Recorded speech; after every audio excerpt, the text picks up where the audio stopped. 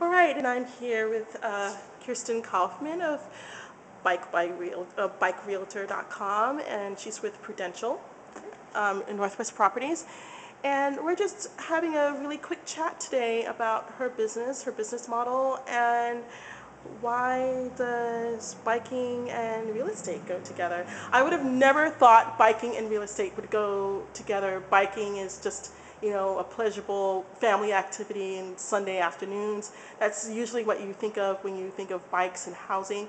So how did you come up with the idea of, well, let's market my properties by showing how proximity to certain areas are good, how biking would be good? Go ahead. Yeah. Sure. Yeah, and it's funny that you mentioned that realtors are also known for their cars.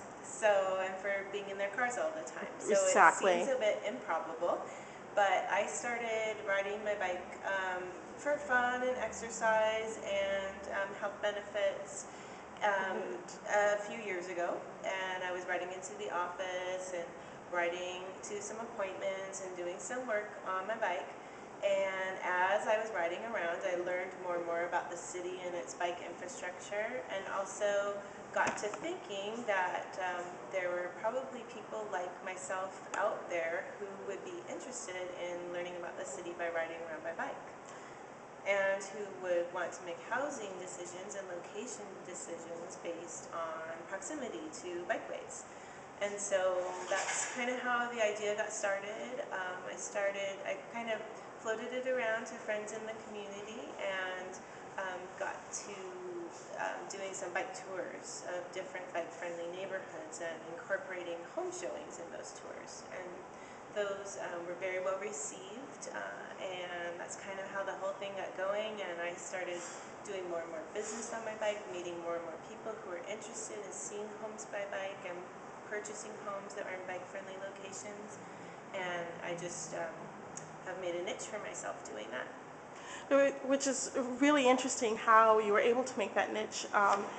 I have had the experience of looking for a home myself, being chauffeured from one area to the other, and not really getting a sense of where I was in when I was looking for a home. Only that I was in a car, and here you are at this house. Do you not like this house? Well, let's get back in the car and go to another. Right. And absolutely, yeah, that process can be totally disorienting. And I feel like since I've been riding my bike, it's made me a better real estate agent. I know the neighborhoods kind of intimately. You get a really good feel for a place when you're on your bicycle. You smell the smells, you are going a little bit slower, you really take everything in. And so I think even if you are looking for homes with a car, right. as a tool, that I encourage people to go back and visit those same neighborhoods either on their bicycle or by foot, and really take it all in. So, Okay. yeah. And what do you get a full spectrum of clients? Do you get single clients, clients with young children, older children, our elders? Great. The demographic that I have tended to attract in terms of buyers do tend to be younger folks who are starting out. However, I have recently been working with more and more families who are interested in living a car-free or Car light, yeah. car light lifestyle, and passing that along to their children as a value. And it's a core value of mine, and I have 3 children, and I do have 1 car at home. Right. And so I completely understand that, and I think that it's been very well received in that group. And I also work with sellers who have homes in good locations for people who want to have an active transportation lifestyle. Which that was really great that you mentioned that, because that led me to my next question here, of the idea that having a home, whether it's in a condominium, a co-op, or a single-family home near a bikeway, have you seen a premium for that, a price premium or a bidding premium, because these are difficult economic times. Right. But have you seen that there is a premium for those types of homes there? So say if there was a bidding process, people who value that would tend to bid a bit more ardently than people who don't.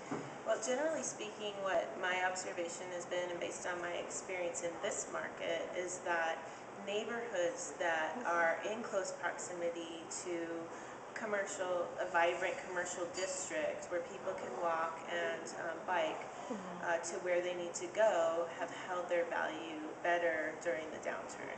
Okay. And so it's not to say that those neighborhoods haven't experienced Right. declines, Right. but I do believe they've held their value better, and there's starting to be some empirical evidence about it.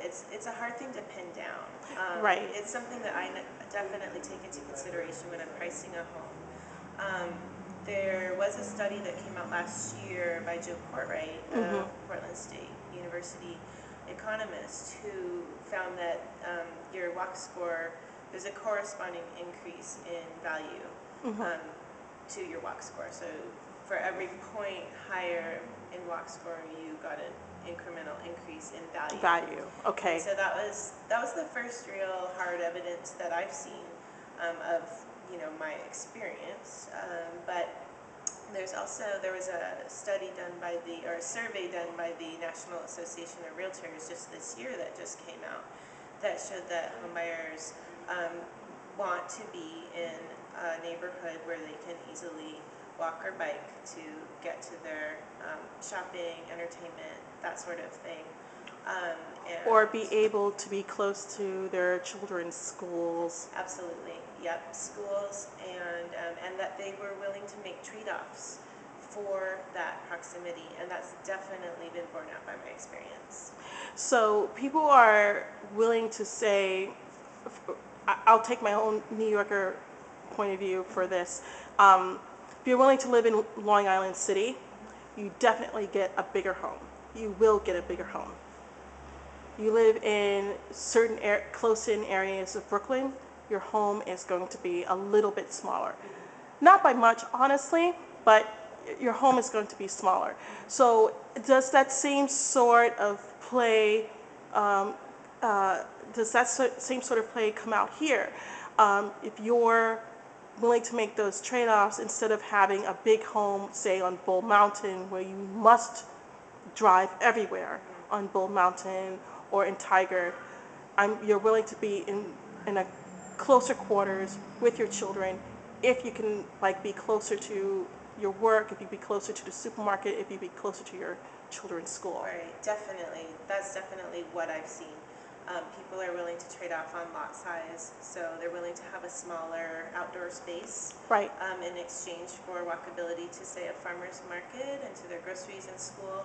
And they're willing to trade off garages. So Right. we don't see garages, or we see one-car garages that are more bike sheds. Right. In the close-in neighborhoods, and people are willing to definitely make those trade-offs. They'll convert a basement in order to have the family room or the playroom, Right. rather than needing to have a big spread.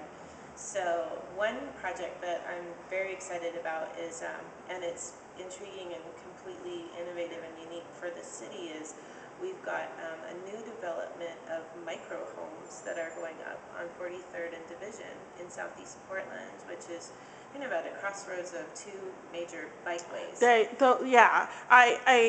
saw the advertisement for that. It is very intriguing because I don't think there's anything bigger than 700 square feet there.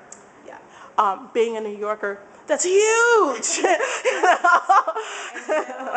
I predict that they're going to go like hotcakes. The builders taking reservations, and they're definitely stirring up some interest. And they are based on the premise of people not driving, that people want to live in a place where they can walk and bike and use the bus. Right. And I think it's going to be successful. And so showing that, from this idea that you had, 2 years ago, was it?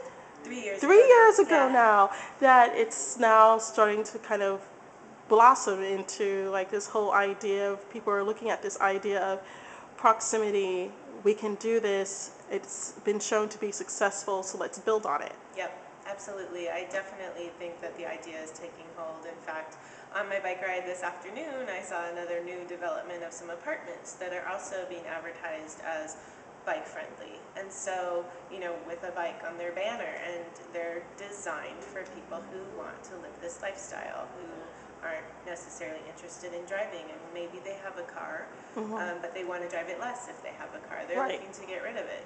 Right. So people move to Portland, and I have clients who have moved to Portland who come to me and say, I don't want to drive. I'm moving to Portland because I don't want to drive. Right. And so it's a very real phenomenon.